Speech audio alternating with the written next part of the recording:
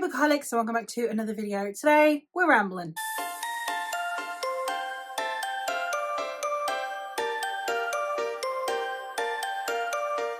We're gonna have a little bit of a chat about some things that bother me. So I've been doing a few of these now. I've been talking through my favorite genres, which I love. I love to chat about.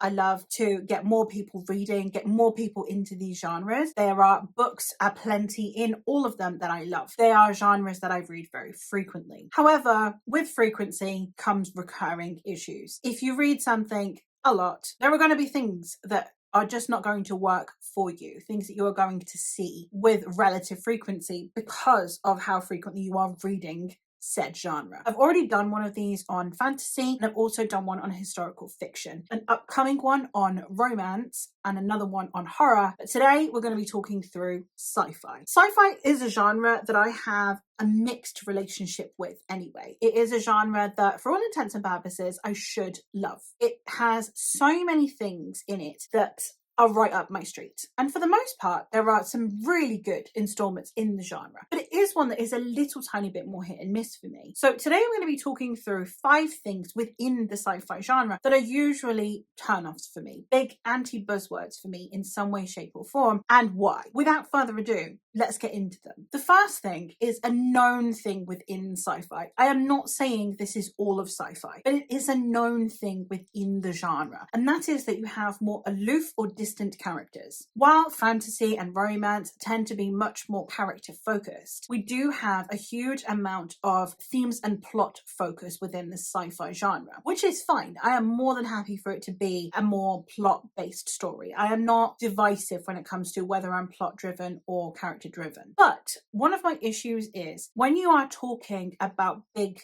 world-ending events, those things only matter if you care about the people, and sometimes I don't. So even when we are following our protagonist, if I'm not engaging with this protagonist, why should I care if this ship is about to blow up? Why should I care if aliens are about to invade when all I've seen of this world is a character who is not very engaging? That's not to try and sound mean or cruel. I don't have to like everyone on planet Earth to know I don't want the planet to explode, but it does make you think for a second. Therefore, it is definitely something that I think hinders my enjoyment of the genre. Not always. For example, Some Desperate Glory by Emily Tash, I'd say is much more plot focused and themes focused than it is character focused. However, I still enjoyed that book immensely. It's not always the case that it's a problem, but I need there to be some kind of stakes, and I need there to be some kind of purpose as to why we want to save this world, as to why we are invested in this story. I need emotional investment as well as intellectual investment, and that can come as a general sweeping thematic investment, or it can come from characters, but I do need something. And I think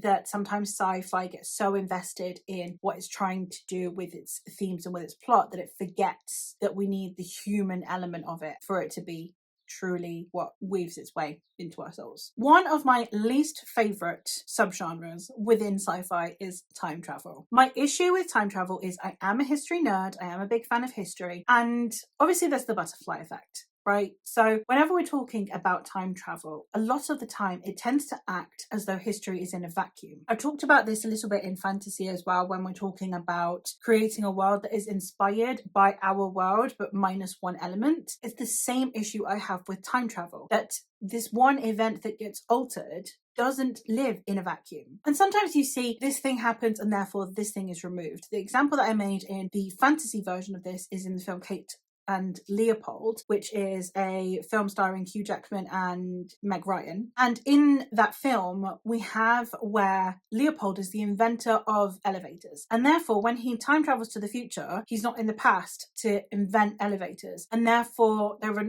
no elevators anymore. All we see is that the elevators have disappeared. So the shafts are still there. The elevator shafts are still there. Things that are clearly descendants of elevators are still there, like a Simon's arm. And that's where my problems lie, is that nothing exists in a vacuum. So when you go and you time travel and then you kill a person or you remove an invention, there would be more ramifications than just that one thing. Now, sometimes it isn't. For example, I think if we removed AI right now, I don't think there would be huge ramifications for 10 years in the future, but there could be huge ramifications for 50 years in the future, depending on what we use AI for. I'm not saying that AI is a good thing. I'm very very much against AI, but for example, AI that's being used to treat cancer, well then surely all of the people whose cancer was treated with that AI would then go back to being sick. If, for example, they hadn't procreated before that and then had had children since, those children would cease to exist. For example, if you know what I mean. That nothing is in a vacuum, but it never gets treated that way. It's always just a quick snippet, and that bothers me to no end. It's something that I just don't enjoy about this subgenre, sadly. The next thing I'm coming for is for the punks.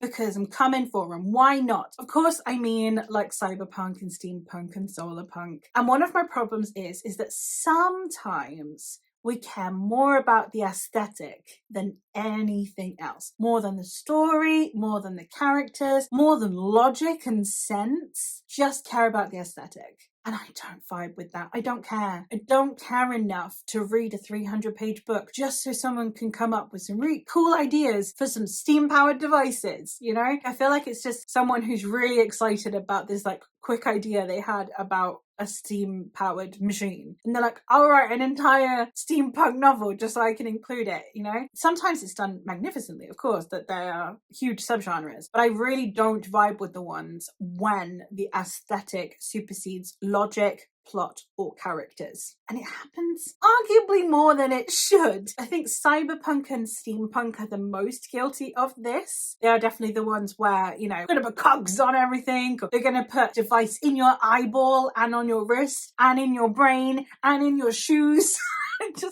I don't care. It means that then the book suffers, all because we wanted the aesthetic to be really cool. It's just not something that personally works for me in terms of investment. Another one that I have is a little tiny bit the Green Lantern effect. For those of you who aren't superhero nerds, Green Lantern has this magical ring that basically allows him to conjure up anything he wants. And the limitations are always his mind. But the problem is, obviously, you don't want your superheroes to be too superpowered all the time. So then you have to just limit their abilities. So they'll be fighting this big, evil, giant villain. And the only thing they can come up with is like a giant hand to punch it, as opposed to something, literally anything else. One of my problems with sci-fi is we have a similar issue, but with technology. We are limited by what our current technology looks like and what we believe the trajectory of that technology can look like, as opposed to creating new technology. So therefore we end up with holographic watches or Google Glasses eye.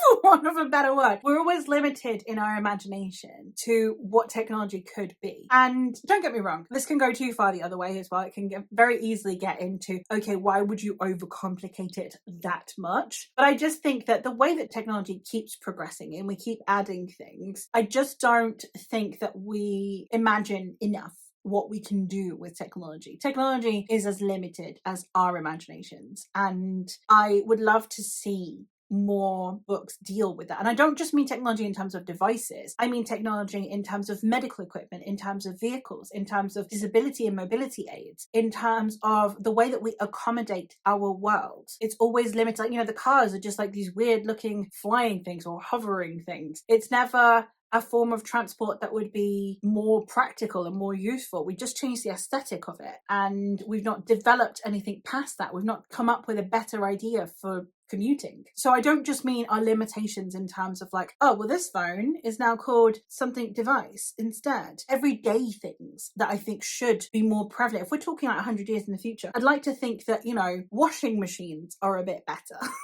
That's where my mind goes. As an adult, I don't really care if my watch can talk to me. I care if my washing machine does a better job with my clothes. My dryer doesn't shrink my jumpers. If my clothes can come out freshly pressed and looking nice as is, you know? I think that we overlook the mundanities to try and make the flashy things, the status symbols that we use in our society, like jewelry, watches, technology, and cars, that we usually use as a way of flaunting our wealth. Those are the things that we hyper-focus on in books. But I think a huge sign of technological and social advancement would look a lot more like what in our everyday lives can be made easier. I want a really good Roomba that just completely deep cleans my floor. I don't really need my car to fly, you know? And those are things that I just would like that we would be more imaginative on depicting a future where the technology is more about people's existence than it is about status symbols. And the last one that I'm going to talk about today is when we have a utopic capitalist system that is therefore feeling a lot like propaganda. So every now and then you'll get your sci-fis that are communism bad, capitalism good, and there's nothing in between. It will be very much like we'll have this evil communist society that are the bad guys, and then you'll have this free-loving, this everything goes capitalist society, and the capitalist society is utopic and it's under threat from this communist society, and it's like, wow, it's not the 60s anymore. You don't need to write that anymore. It's okay. Who is pointing a gun at you? Who in the American government is pointing a gun at you saying, no, you still have to pretend that capitalism is the best thing that's ever happened to humanity? We're past that. Okay, we don't need that anymore. We are deep in capitalism. It's okay. Let me hold your hand, look you in the eye and say, it's all bad. It's all bad, guys. Whenever you get the communism versus capitalism, and capitalism is always depicted as this utopic, wonderful society that is at risk of crumbling, I'm always like, nope, I'm out. This is propaganda. Whether you want it to be or not, whether the author cares or not, whether the author intentionally made it propaganda or not, they are making propaganda. And it's just not accurate. It's just not a real depiction of the real world. I struggle when books try and pretend that things are better than they are, or will be better than they are in the future. But nothing has changed, but somehow everything's better. I don't buy it, you know? But that is it. Those are all of my little ramblings that I have about sci-fi. Let me know if you have any books that depict these things well, that do a good discussion on these things instead of it being a little bit of glorification of capitalism or technology that is basically a phone but that is called something else. Let me know if you know a sci-fi with a good washing machine. Weirdly specific, but that's when you know you've made it in the future, if you've got good washing machines. I'm just saying. Any adult who's done laundry will agree. That is all from me for today. So thank you ever so much for watching. I will hopefully catch you in another one soon.